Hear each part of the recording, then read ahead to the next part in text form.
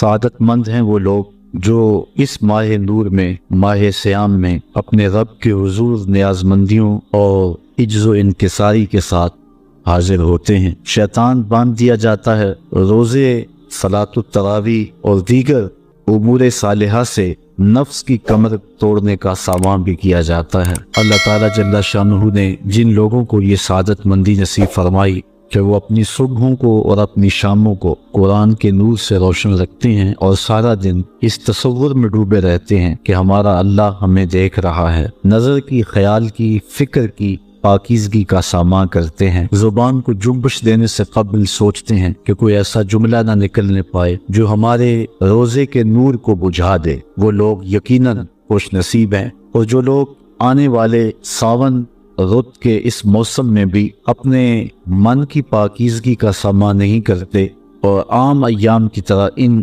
دنوں کو بھی گزار دیتے ہیں، وہ بد نصیب طبقہ ہے۔ اگر وہ روزہ رکھتا بھی ہے تو حضور نے ارشاد فرمایا کہ جو جھوٹ اور جھوٹے کام نہیں چھوڑتا اس کے بھوکا پیاسا رہنے کی اللہ کو ضرورت نہیں ہے۔ یہ تقوی کا موسم بہار ہے اور اس میں ہم نے اپنے من کی اصلاح کے لیے کوشاں ہو جانا ہے۔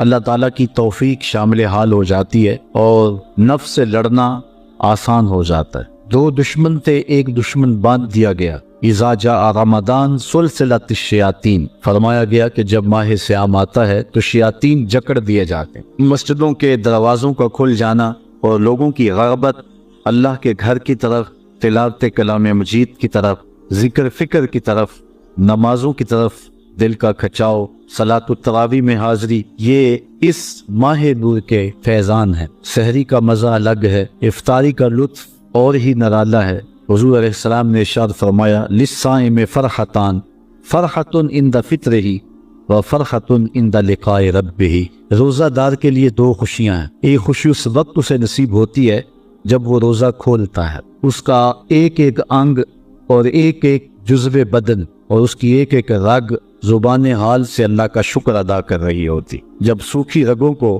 ٹھنڈا پانی سیراب کرتا ہے تو بندہ زبان سے نہ بھی بولے تو اس کا دل دھڑک کے کہہ رہا ہوتا ہے رب تیرا شکر کہ تو نے یہ نعمتیں ارزانی کی ہیں۔ تو ایک تو اس وقت فرحت نصیب ہوتی ہے جس سے بدن بھی تر و تازہ ہوتا ہے اور روح بھی تسکین پاتی ہے۔ مالک تیرا شکر کہ اتنا لمبا دن میں نے بھوک اور پیاس سے کاٹ لیا اور میں نے تیرے حکم کی نافرمانی بھی نہیں کی۔ تو ایک سرشاری کی کیفیت اس وقت ہوتی ہے جب بندہ روزہ کھولتا ہے، اور دوسری کیفیت بندہ مومن کو اس وقت نصیب ہوتی ہے وَفَرْحَةٌ عِنْدَ لِقَاءِ رَبِّهِ، جب اس روزے کے صلے میں کل قیامت کے دن اللہ اپنے رخ قدرت سے نقاب الٹ دے گا اور روزہ دار کو اپنا دیدار عطا فرمائے گا۔ تو یہ دوسری خوشی روزہ دار کو اس وقت نصیب ہوگی، اور وہ اتنی بڑی خوشی ہے کہ ساری زندگی بھر کی خوشیاں اس خوشی کے ایک لمحے پہ قربان کی جا سکے۔ اس دنیا پہ سب سے بڑی دولت جو ہمیں عطا کی گئی ہے وہ دولت ایمان ہے، اور قیامت کے دن سب سے بڑی دولت جو بندہ مومن کو دی جائے گی وہ دیدار الہی ہے، اور روزے کا صلہ اللہ کا دیدار ہے۔ اسی لیے فرمایا الصوم لی وانا اجزا بہ، روزہ میرے لیے ہے اور اس کی جزا میں خود بنوں۔ تو اللہ تعالیٰ کا دیدار روزے کا صلہ ہے، سارے دن کا فاقہ کاٹنے سے، دکھ سہنے سے، سارے دن کی تکلیف برداشت کرنے سے جو نتیجہ نصیب ہوتا ہے وہ بہت خوبصورت ہے۔ اللہ تعالیٰ جل شانہ یہ ماہ نور، بالخصوص اس کا یہ دوسرا عشرہ جس کی آج پہلی صبح ہے، اور اس صبح کے دامن میں ہم بیٹھ کر کے دین کی باتیں سننے کے لیے یہاں جمع ہوئے ہیں، ہمارے لیے، ہماری ماؤں، بہنوں اور بیٹیوں کے لیے جو آج تشریف لائی ہیں، سب کے لیے باعث یمن و برکت بنا دے اور ہمارے من اجلے کر دے اور باطن ستھرے فرما دے۔ آج کی اس نشست کا عنوان زندگی آمد برائے بندگی، زندگی کی مقصدیت کو بیان کرنا ہے۔ ہم اس دنیا پر کیوں بھیجے گئے ہیں، ہمارے آنے کا مقصد کیا ہے۔ کارخانہ قدرت میں کوئی ایک چیز بھی ایسی نہیں ہے کہ جو بے مقصد پیدا کی گئی ہو، اس کی تخلیق کا کوئی نہ کوئی مقصد ضرور ہے، اور جب تک وہ چیز اس مقصد کی تکمیل کرتی رہتی ہے تو اسے عزت دی جاتی ہے۔ جب مقصد پورا کرنا چھوڑ دے تو اسے کوئی عزت اور کوئی تکریم نہیں دی جاتی۔ یہ مائک ہی ہے، اس کا مقصد ایمپلیفائر تک آواز پہنچانا ہے، اور اس کے ذریعے سے یہ آواز آگے آپ تک پہنچ رہی ہے، لیکن اگر یہ کسی فنی خرابی کی وجہ سے اپنے مقصد تخلیق کو چھوڑ دے اور یہ ایمپلیفائر تک آواز نہ پہنچائے تو پھر اس خوبصورت جگہ پر اس کو سجایا نہیں جائے گا، اس کو یہاں سے اتار کر کے کباڑ خانے میں پھینک دیا جائے گا۔ یہ اب بہت قیمتی ہے اور بہت اچھی جگہ پہ اس کو مرتبہ دیا گیا ہے، لیکن پھر اس کی کوئی توقیر نہیں ہوگی۔ اسی طرح کائنات کی ہر شے اور ہر چیز اپنے مقصد کی جب تک تکمیل کرتی رہتی ہے تو عزتوں کی مسند پہ اسے بٹھایا جاتا ہے، اور جب مقصد پر عمل کرنا چھوڑ دے اور مقصدیت سے عاری ہو جائے تو پھر اس کی کوئی توقیر اور کوئی عزت نہیں رہتی۔ اللہ تعالیٰ جل شانہ نے حضرت انسان کو بھی کسی مقصد کے لیے پیدا کیا ہے، بے مقصد اس کو پیدا نہیں کیا گیا ہے۔ اس کائنات کے اندر چھوٹے چھوٹے جانور بھی بے مقصد پیدا نہیں کیے گئے، انسان کو مقصود ہے کائنات کا، اور جس کے لیے پوری کائنات کو تخلیق کیا گیا ہے وہ انسان کیا بے مقصد پیدا کر دیا گیا ہے؟ اس کی تخلیق کا کوئی مقصد نہیں ہے؟ یقیناً اس کی تخلیق کا کوئی مقصد ضرور ہے، اس کی تخلیق کا کوئی مدعا ضرور ہے۔ اللہ تعالیٰ جل شانہ نے اس مقصد کو، اس مدعا کو قرآن مجید میں بیان فرمایا، ارشاد کیا وَمَا خَلَقْتُ الْجِنَّ وَالْإِنسَ إِلَّا لِيَعْبُدُونَ، ہم نے جن و انس کو اس لیے پیدا کیا ہے کہ وہ میری عبادت کریں۔ انسان کی تخلیق کا مقصد اور مدعا اللہ تعالیٰ جل شانہ کی عبادت کرنا ہے۔ اللہ تعالیٰ جل شانہ کی عبادت اس لیے نہیں کہ اس کو بندوں کی عبادت کی ضرورت ہے، اسے کوئی غرض ہے، بندوں کو تخلیق اس نے اس لیے کیا ہے کہ وہ مجھے پوجیں گے اور میری عبادت کریں گے تو کوئی مجھے فائدہ ہوگا۔ اللہ تعالیٰ جل شانہ ایسی کسی غرض سے پاک ہے۔ خود ارشاد فرمایا ما ارید منہم من رزق وما ارید ان یطعمون، نہ تو میں اس سے کوئی رزق چاہتا ہوں اور نہ یہ چاہتا ہوں کہ وہ مجھے کھلائیں، کیونکہ وہ کھانے سے بھی پاک ہے اور اسے رزق کی بھی ضرورت نہیں ہے، بلکہ ان اللہ هو الرزاق ذو القوۃ المتین، اس کی شان یہ ہے کہ وہ خود رزاق، وہ پوری دنیا کو دینے والا ہے اور وہ قوتوں کا مالک، وہ رب جو خود قوتوں کا مالک ہے، جو متین ہے، ذو قوہ ہے اور رزاق ہے، اس کو غرض کوئی نہیں ہے، تو پھر بندوں کو حکم کیوں کیا گیا کہ وہ اس کی عبادت کرے؟ اصل بندے کے لیے کمال یہ ہے کہ وہ بندگی میں رہے اور اس سے اس کے اخلاق رذیلہ ختم ہوں گے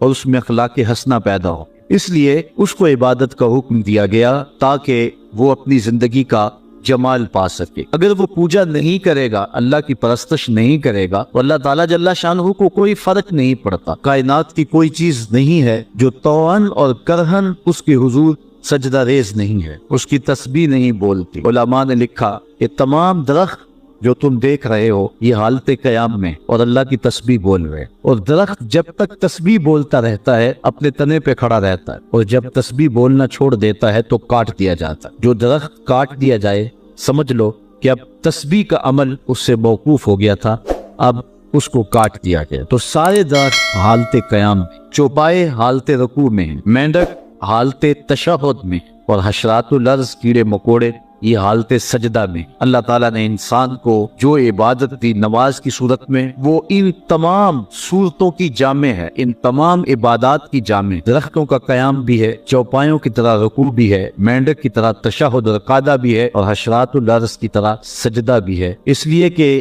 یہ انسان خلاصہ کائنات ہے اور تمام مخلوقات کا مقصود ہے، اور پوری کائنات کا چرخ اس کے گرد گھومتا ہے، اس لیے اس کی عبادت بھی تمام مخلوقات کی عبادات کی جامع ہونی چاہیے۔ اس لیے اس کو نماز کا حکم دیا گیا، اور یہ حکم ایک بار نہیں دیا، قرآن مجید کے اندر متعدد مرتبہ اسے نماز کا حکم نامہ دیا گیا۔ اس شخص سے بڑا بد نصیب کوئی نہیں جو اللہ کے حضور جھکنا نہیں جانتا۔ صبح سے لے کر شام تک کس کس کو سلوٹ کرتے ہیں، روٹی کے چند ٹکڑے اور نوالے کمانے کے لیے کس کس سے ہنس ہنس کے بولنا پڑتا ہے، اور کس کس کے سامنے جو ہے وہ حاضر ہونا پڑتا ہے۔ ایک اللہ کے حضور نہیں جھکا جاتا جو کہ رازق ہے اور حقیقی مالک ہے۔ اللہ تعالیٰ جل شانہ نے قرآن مجید میں ایک مقام پہ ارشاد فرمایا یا ایھا الناس اعبدوا ربکم الذی خلقکم، اے لوگو اللہ کی عبادت کرو۔ کیوں؟ ربکم، وہ تمہارا رب ہے۔ یا ایھا الناس اعبدوا ربکم، اپنے رب کی عبادت کرو، تمہاری تربیت کرنے والا ہے، تمہیں درجہ کمال تک پہنچانے والا ہے۔ یہاں صرف اہل ایمان کو حکم نہیں دیا گیا، یہاں پوری انسانیت کو اللہ کے حضور حاضر ہونے کا کہا گیا ہے، کیونکہ وہ صرف اہل ایمان کا رب ہی نہیں ہے بلکہ وہ تمام کائنات کا رب ہے۔ سورۃ الفاتحہ اٹھائیں تو وہاں ارشاد ہوتا ہے الحمدللہ رب العالمین، تمام خوبیاں اللہ کے لیے جو تمام جہانوں کا پالنے والا ہے۔ وہاں رب المسلمین نہیں کہا کہ صرف وہ اہل اسلام کا رب ہے، وہ تمام جہانوں کا رب ہے، پوری کائنات کا رب ہے۔ ہر شخص کو اس کی ضرورت کے مطابق بہم پہنچا رہا ہے، جو اسے مانتا اسے بھی دیتا ہے، جو نہیں مانتا اسے بھی دیتا۔ کبھی ایسا نہیں ہوا کہ اس کی حضور کو سجدہ ریز نہ ہوتا ہو اور اس نے اس کے رزق کے دروازے بند کر دیے، سورج کو حکم دیا ہو اس کے گھر میں روشنی نہ بھیجنا، یہ میرے نافرمانوں کا گھر ہے۔ یہ اس کی ربوبیت ہے جس کا عموم پوری انسانیت کو فیض دے رہا ہے۔ آنے والا موسم ماہ سیام رمضان المبارک، یہ ہماری زندگی کے اندر یہ نور داخل کرتا ہے کہ میرا اللہ دیکھ، کڑکتی دھوپ، برستی گرمی، زبان کانٹا، ہونٹ خشک، گلا خشک، دروازہ مکفل، ٹھنڈا پانی دستیاب، لیکن ایک گھونٹ بھی حلق سے نیچے نہیں اتارتے کہ میرا اللہ دیکھ رہا ہے۔ وضو کرتے بھی احتیاط کرتے ہیں کہ میرا اللہ مجھے دیکھ رہا ہے۔ کرتے ہیں کہ نہیں کرتے؟ یہ نور ملتا ہے کہ نہیں ملتا؟ اس کو پھر جذب کر لینا چاہیے تاکہ یہ زندگی میں چھا جائے، کیونکہ جو رمضان میں دیکھتا ہے وہ غیر رمضان میں بھی دیکھتا ہے۔ اور پھر پانی نہیں پیتے کہ اللہ دیکھ رہا ہے، کھانا نہیں کھاتے اللہ دیکھ رہا ہے، لیکن جب آنکھ بھٹکتی ہے تو اس وقت اللہ نہیں دیکھتا، جب خیال بیٹھتا ہے تو اس وقت اللہ نہیں دیکھتا۔ رشوت میز کے اوپر سے لے رہے ہو یا نیچے سے لے رہے ہو تب نہیں اللہ دیکھ رہا ہوتا، اللہ صرف کھانے اور پینے کو دیکھ رہا ہوتا ہے۔ یہ جو ایک نور آیا ہے اس کو جذب کر لے، پوری زندگی میں پھیلا لے۔ تو اسی لیے رمضان تقوی بانٹتا ہے، روزہ تقوی بانٹتا ہے، زندگی میں نور اور روشنیاں بھر دیتا ہے۔ اقبال نے کہا تھا حب دولت تلف می سازت زکات، زکات حب دولت کو زائل کرتی ہے، جب اللہ کی راہ میں لٹاؤ گے تو اس سے کم بھی نہیں ہوگا۔ میرے حضور نے 3 چیزیں قسم کر کے کہی، حضرت ابو کبشہ الانماری رضی اللہ تعالیٰ عنہ سے مروی ہے۔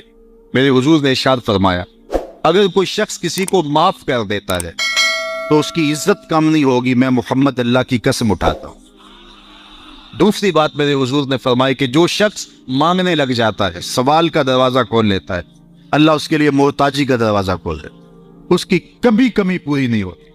اور تیسری بات میرے حضور نے قسم کر کے کہی ما نقص مال عبد من صدقہ، کہا میں اللہ کی قسم اٹھا کے کہتا ہوں کہ صدقے سے مال کم نہیں ہوتا، صدقے سے مال گھٹتا نہیں ہے۔ تو ایک تو مال بھی نہیں گھٹے گا، یہ ضمانت کس کی ہے؟ میری نہیں ہے، یہ رسول اللہ کی ضمانت۔ ایک تو مال بھی کم نہیں ہوگا اور دوسرا یہ ہے کہ حب دولت ختم ہو۔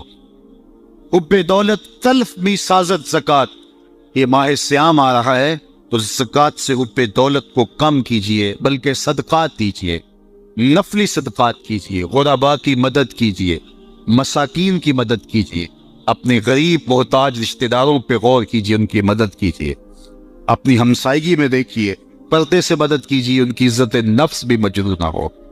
یہ جو نمائش لگا کے 10 اخباروں میں چھپوا کے لوگوں کی مدد کرتے ہیں، اس سے گریز کیجئے۔ کبھی سوچیں کہ اگر آج کسی کی بیٹی لائن میں کھڑی ہے تو کل اگر یہ مرحلہ میری بیٹی کے لیے آ جائے تو پھر میرا مزاج کیا ہوگا؟ تو عزت نفس کا خیال رکھیے، لوگوں کی غربت کا تماشا نہ اڑائیے، اور لوگوں کی جو ہے وہ محتاجی کو اپنی تسکین کا ذریعہ نہ بنائیے۔ یہ تو اللہ نے تمہیں دیا اور انہیں نہیں دیا، اور وہ آزمائش کی گھڑی میں کھڑے ہیں، تم ان کے ساتھ کھڑے ہو جاؤ۔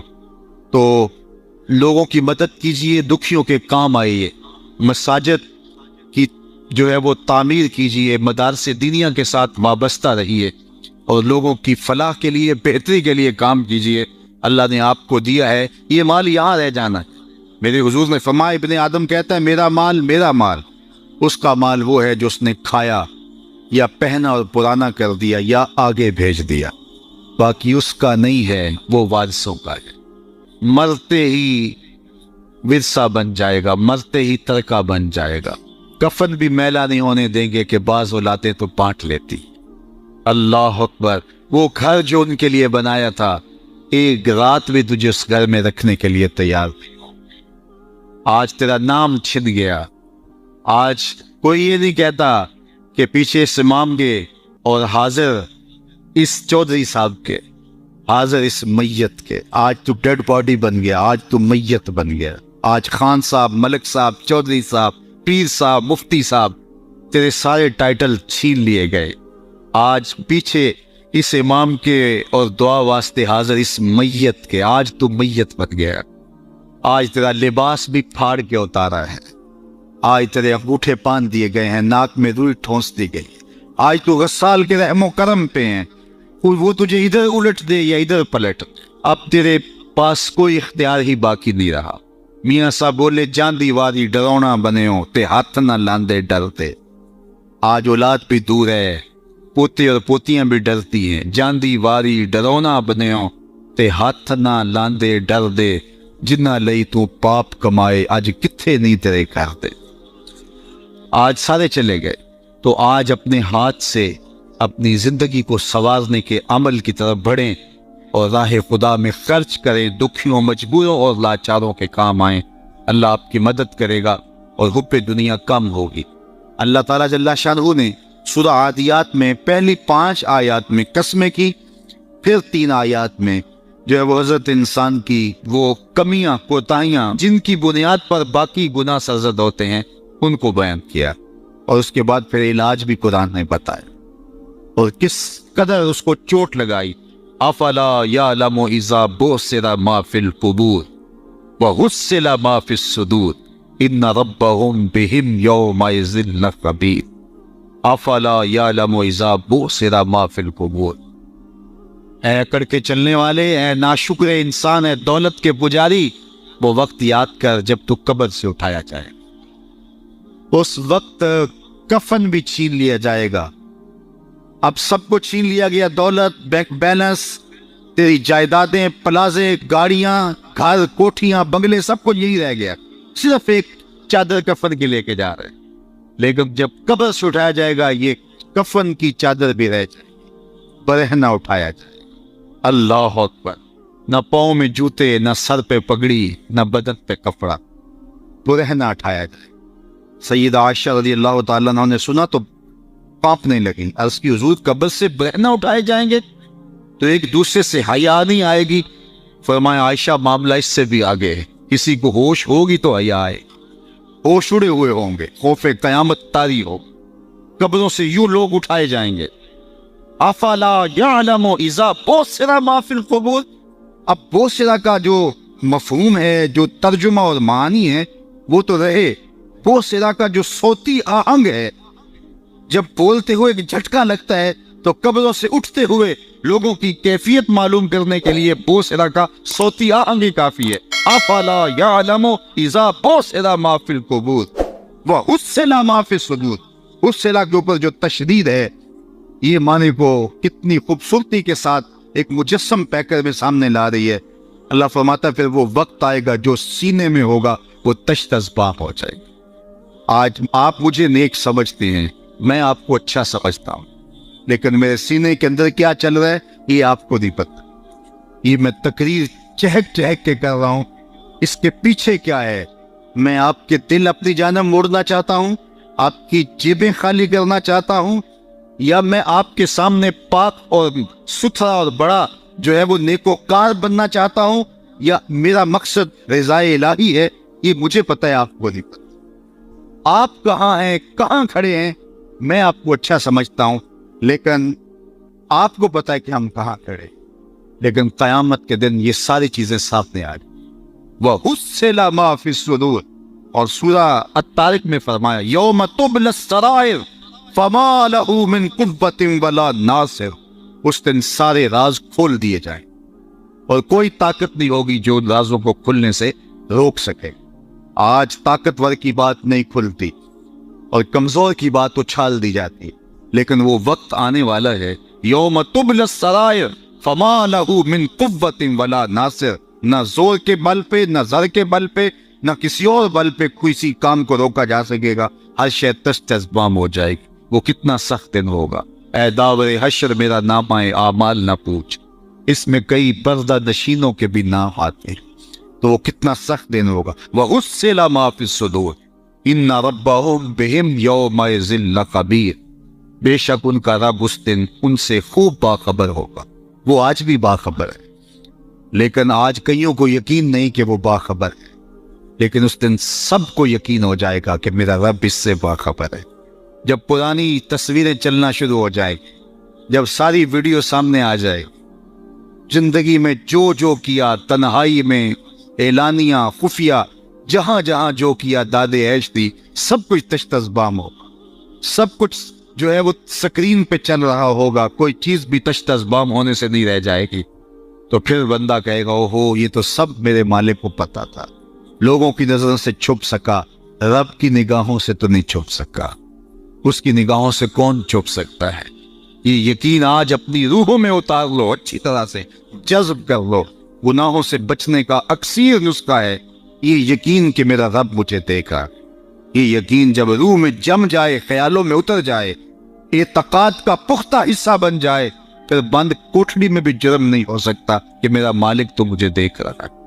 آپ دیکھتے نہیں کہ جب ساتوں دروازے بند کر کے بت کے اوپر موٹا کپڑا ڈال کے زلیخا بولی ہے تلک یوسف اب تو آ جاؤ نا، اب تو کوئی نہیں دیکھ رہا، قال معاذ اللہ، تو جناب یوسف نے کہا میں اللہ کی پناہ میں آتا۔